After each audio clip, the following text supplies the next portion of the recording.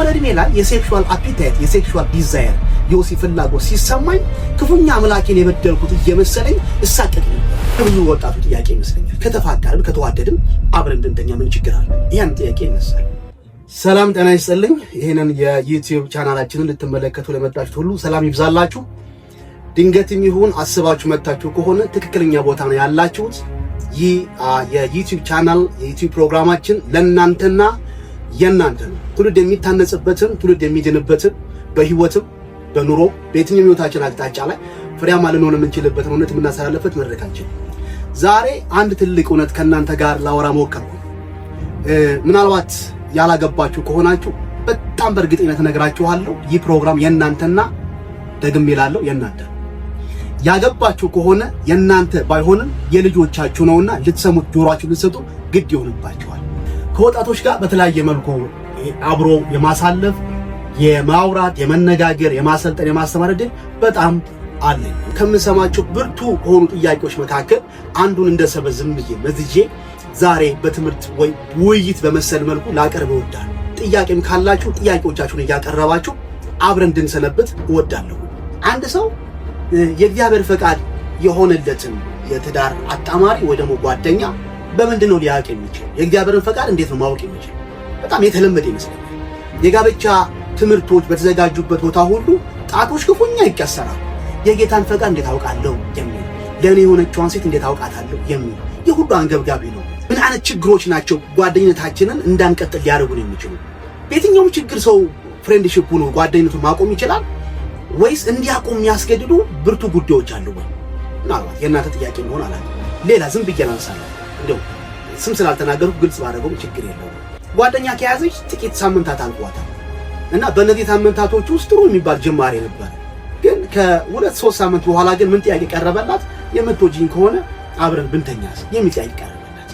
በጣም ልጅቷ የቤት ልጅ ነች፣ በጌታ ቤት ያደገች ነች፣ ምንም የማታውቀን ልጅ ነች እና ኦፌንድ ሆነች።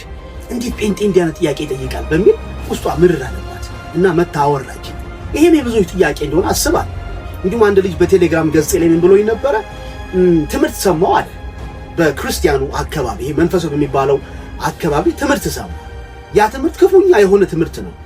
አንድ ሴት ባታገባትም ግን ከልብ ከወደድካትና ከተማመናችሁ ከተፈቃቀራችሁ እንደምትጋቡ እርግጠኛ ከሆናችሁ አብራችሁ ብትተኙ ችግር የለውም የሚል ነገር ተወጋ፣ ተደጋግሞ ተወጋ እና አደረግኩት አለ። ኋላ ግን በጣም ተጸጸተና አቤሎ ምን ባደርግ ይሻለኛል? ትክክል አይደለሁኝም። በዚህ ምክንያት ነበር የገባሁት። አሁን ማግባት እፈልጋለሁ እና ቸርች ሄጄ ምን ልበላቸው አይነት ጥያቄ በሐዘኔታ ልቡ ተሰብሮ አነሳልኝ። አይ ቲንክ የብዙ ወጣቱ ጥያቄ ይመስለኛል። ከተፋቀርን ከተዋደድን አብረን እንድንተኛ ምን ችግር አለ? ያን ጥያቄ ይነሳል። በጣም በዘመኑ ላይ ከብዶ ያለ ብዙ ቦታ ላሰለጥን ከምሰማቸው ጥያቄዎች መካከል ልውደደው እንጂ በእምነት ባንመሳሰል ምን ችግር አለ? በጣም የብዙዎች ባለማቋረጥ ከሚቀርቡልኝ የስልክ ጥሪዎች መካከል ወይ ደግሞ የስልክ ጥያቄዎች መካከል በጌታ አይደለም ግን ቸርች ይወዳል፣ መዝሙር ይሰማል እና ኢቭን መኪኖ ስትገባ ዘፈን ራሱ አንደኛው ከፍቷል እነ ተከስተን ነው የሚከፍተው። እና አንድ የጋብቻ አስተማሪ ምን አለ እንዴ ታዲያ እኮ እሱ አይደለም የዘመረው ቴፑን የዘመረው ብሏል። ምናልባት የዘመረው ቴፑ ሊሆን ይችላል እንጂ ክርስቲያን ሰውየው ክርስቲያን ሊሆን ይችላል። እና አንዳንዶች በጣም ኮምፕሮማይዝ ለማድረግ ይሞክራሉ። ወደፊት ጌታን እኮ እንዲቀበል አደርገዋለሁ። እኔ እንዲህ አይነት ጥያቄዎችን በጣም እያዘንኩኝና እየራራውላችሁ ነው ማወራው። ትንሽ ጠንከር ካልኩባችሁ እንዳትቀየሙ። እና እንዲህ አይነት ጥያቄዎችን ሞኝ ጥያቄዎች እላቸዋለሁ። እስፔሻሊ ነገ ጌታን እንዲቀበል አደርገዋለሁ የሚለው ነገር እኔ ማንንም ሰው ጌታን እንዲቀበል ማድረግ አልችልም። በእኔ ቀጠሮ ጌታን እንዲወድ ማድረግ አልችልም፣ ጌታ ልቡን ካልነካ በስተቀር። ግን ዘአደር ደግሞ ቨርዥን ምንድነው? ሌላው ደግሞ ገጽታ እሱ ስኔን የሱን እምነት እንዲቀበል ቢያደርግስ ነው። እኔ ጌታ እንዲቀበል አደርገዋለሁ እንዳልኩት እሱን ዝቶብኝስ መጥቶ ቢሆን ነው። እሱንም ማሰብ አለብኝ። ኤኒዌይስ ይህን የመሳሰሉ ብዙ ከወጣቱ ጋር ተዳማጅነት ያላቸው ከእጮኝነት ህይወት ጋር ብርቱ ቁርኝት ያላቸው ጥያቄዎች ይነሳል። ምናልባት ይህን እየሰማ ያለ አድማጭና አድማጭት ጥያቄ እንዲህ በመሰለ ጉዳይ ላይ ቢነሳ የምትሉት ካለ እታች በምታዩት የኮሜንት መስጫ ሳጥን ላይ ጻፍ ሞንጨር ታረጉልኛላችሁ። እኔም እግዚአብሔር በረዳኝ በጋብቻ እድሜ ከተማርኩት ከቅዱሱ ቃልን በቀዳሁት እንዲሁም ከተለያዩ መጽሐፍቶች በቃረምኳቸው እውነቶች ላገለግላችሁና ላግዛችሁ ይሄው እላለሁ አጠገባችሁ ነኝ። ካፍታ ቆይታ በኋላ አንድ ስቶሪ ነግራችሁና የዛሬው ማነሳው ሐሳብ ምን እንደሆነ አስተዋውቃችኋለሁ።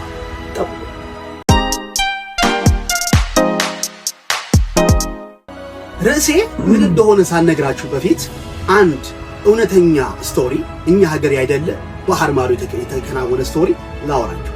ልጁ የ16 ዓመት ታዳጊ ምናልባት በዚህ ሰዓት እያያችሁ ካላችሁት በብዙ ዕድሜ እንደሚያንሰው ካለ ለአንዳንዶቻችን ልጃችን ሊሆን እንደሚችል አውቃለሁ። እና ይሄ ልጅ በጣም ክፉኛ አንድ ነገር ይፈልጋል። ወላጆቹ ሰርፕራይዝ ቢያደርጉኝ ብሎ ሁሌ ከሚመኘው ከሚጸልየው ስለት ካስገባበት ነገር አንዱ መኪና ቢገዙልኝ። በጣም መኪና ይወዳል። በሚዲያዎች ላይ በተለያዩ ሶሻል ድረገጾች ላይ የተለያዩ መኪናዎችን እለት ቼክ ያደርጋል፣ ያያል፣ ይመሰጣል። 16 ዓመቱ ነው። ቢገዛው ይነዳው ይሆን? የብዙ ጥያቄ ነው የሚሆነው። እሱ መንዳት አለመንዳቱ አይደለም፣ ግን መኪና በጣም ክፉኛ ይወዳል። እና ይሄን ያወቁ እናትና አባቱ በ17 ዓመቱ ሰርፕራይዝ አደረጉት። እሱ ሳያውቅና ሳይሰማ በጋራጃቸው ውስጥ በጣም የሚወዳትን አይነት መኪና ሸፍነው አዘጋጁት። እና ዛሬ ልደት ቀን ነው አሉት። እንደተለመደው ያ የሚያውቀውን ስጦታ ይሰጠኛል ብሎ ስላሰበ ብዙ ልብ ምቱ አልጨመረም። የደም ዝውውሩም እስከዚህም ነበረ። ግን እጅና እጁን ይዘው ለሁለት ወደ ገራጅ ሲወስዱት ልቡ ክፉኛ አንድ ነገር ጠረጠረ። እንደጠረጠረው ልክ እንደዛ ነው። ሲገባ በጣም እጅግ የሚወዳት ቬሪ ኤክስፔንሲቭ የሆነ ውድ የሆነ መኪና በገራጅ ውስጥ ልብስ ለብሶ ያያል። እና ጨርቁን አነሱት። ደስታውን ሊቆጣጠር አልቻለም። ጮኸ። አባቱ ላይ ተንጠለጠለ፣ እናቱ ላይ ተንጠለጠለ። የሚሆነውን አሳጣው። በዚህ ደስታው መካከል ግን ሳለ አንድ ነገር ተነገረው። ይህን መኪና ግን መንዳት የምትችለው እድሜ መኪናውን ለመንዳት ሲደርስ ነው ተባለ። ያው 18 ዓመት ሲሞላው ማለት ነው። 1 ዓመት መጠበቅ አለበት ተባለ። ምን ልበላችሁ፣ ያ ይንተከተክ የነበረው ይጮህ የነበረው ያ ልብና መንፈሱ ልክ በጋለ ምጣድ ላይ ውሃ ስትቸልሱ ያለው ስሜት ይታያችኋል። ስሎ እንደሚቀዘቅዝ ስሜቱ ባንዴ ቀዘቀዘ። ፊቱ በሐዘን ደመነ። አልጠበቀም። እሱ ያንን ስጦታ ወዲያው ተቀብሎ ለጓደኞቹ ደውሎ ወዲያው ማሽከርከር ነበረ። በዛ አስፋልት ላይ በብዙ ፍጥነት እየነዳ ደስታውን ከጓደኞቹ ጋር እንጂ ማድረግ ነበር የፈለገው። ግን እናትና አባቱ አልፈቀዱለትም።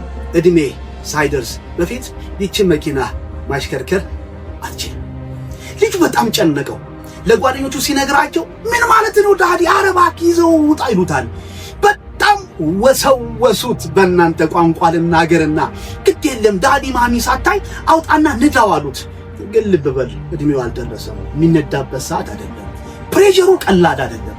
ደግሞ ሶሻል ሚዲያ ላይ ሲወጣ በሱ ዕድሜ ያሉ ብዙ ልጆችና ወጣቶች መኪና ሲያሽከረክሩ ይመለከታል። እና ብቸኛው መኪና እያለው መኪና እንዳይነዳ የተከለከለ ሰው እሱ እንደሆነ አሰበና ተከዘ። የሚገርም ስቶሪ፣ እውነተኛም ስቶሪ ነው። ይሄን ታሪክ ለአንድ ቁም ነገር ፈለኩት። ከማውራበት ከጾታዊ ቅድስና ጋር ወደ ሴክሹዋል ፒዩሪቲ ጋር ምን አገናኘኝ ካልከኝ ብዙ ማነሳቸው ነጥቦች ይኖሩኛል። ለዛሬ ግን 2 ነጥብ ብቻ ጀባ ልበላችሁ። አንደኛ ወሲብ ከእግዚአብሔር የተቀበልነው ድንቅ ስጦታችን።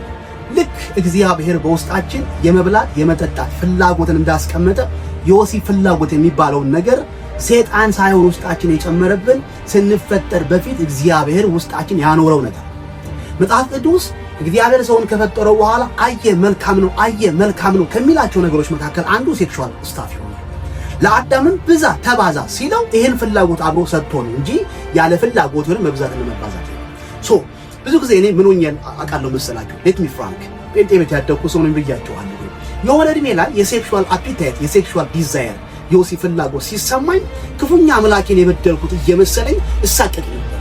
ፍላጎቱ በራሱ ኃጢአት እንደሆነ አስብ ስለነበር እንዲሁም ጤነኛ አይደለህም የምትባለው ውስጥ የሆነ እድሜ ላይ ስትደርስ 13ቱን 14ቱን ካለፍክ በኋላ ለሴቷም እንደዚሁ ምንም አይነት ስሜት አልባ ከሆንክ ተንበርክከ ጾምና ጸሎት ይዘ ምብኩን መልስልኝ ምን መሰለኝ። ስሜቱ እግዚአብሔር የሰጠን ጤናማ የመሆናችን ምልክቱ ነው። ይሄን ብቻ ሰምተህ ግን ፖዝ እንዳታረግ የትም እንዳትሄድ ሁለተኛው ኔጌቲቭ መስማት አለብህ። ቅድም ከነገርኩ ስቶሪ አንዱ ጨልፈን የምናወጣው ፕሪንሲፕል ወሲብን ልንፈጽምበት የሚገባ ወቅት። ልጁ ስጦታ አድርጎ አባቱ ሰጥቶታል። ነገር ግን ያለውን ነገር አስምርልኝ፣ ጊዜው ሳይደርስ አትነዳውም ነው የተባለው። ልክ እንዲሁ ጊዜው ሳይደርስ ይህንን ስጦታ ከፍተህ ልታጣጥመው አትችልም። ይህንን መልካም ያለውን እግዚአብሔር በውስጣችን ያስቀመጠውን ፍላጎትና ስጦታ ከፍተን ኢንጆይ ልናደርግበት የሚገባው ወቅት የጋብቻ ወቅት ነው። እድሜ አይደለም 18 20 40 የሚባል አይደለም 30 የሚሆንህ ሜሬጅ የሚባል ጋብቻ የሚባል ኪዳን ውስጥ እስካልገባ ድረስ ወሲብ የሚባለው ነገር ታየዋለህ እንጂ አትቀምሶም። ጥቅስ ላንተ ነው የሚሆነው። ታየዋለህ፣ ፍላጎቱ አለ፣ ግን ኤክስፒሪየንስ ግን አታረገው። ዛሬ ሁለቱን ነገር ብቻ ነግሬያችሁ ጨርሳለሁ። ይህ ሴክሹዋል ፒዩሪቲ የእግዚአብሔር ጥንታዊ ቀደምት ሐሳብ ነውና ትውልዴ ላይ ሰርጾ እንዲገባ መሻቴም የእግዚአብሔር መሻት ስለሆነ ሁለቱን ነጥብ አስተውሉ። ሴክስ is a gift from God ከእግዚአብሔር የተቀበለው ስጦታ ነው። ሁለተኛ ወሲብን ልንፈጽምበት የሚገባ ወቅት አለ። ወቅቱ እድሜ አይደለም፣ ወቅቱ የጋብቻ ኪዳን ይባላል። እስከዛ ድረስ ግን በጾም ያሰንብታችሁ። ኔክስት በቀጣዩ ነጥቦች እንገናኛለን። ሐሳብ አስተያየት ካላችሁ በኮሜንት መስጫው ሳጥን ላይ አስቀምጡልኝ። ምክር፣ ጸሎት፣ ጥያቄ ካላችሁ ስልኬን አቃጭሉልኝ። ላግዛችሁ አብሬያችሁ ነኝ።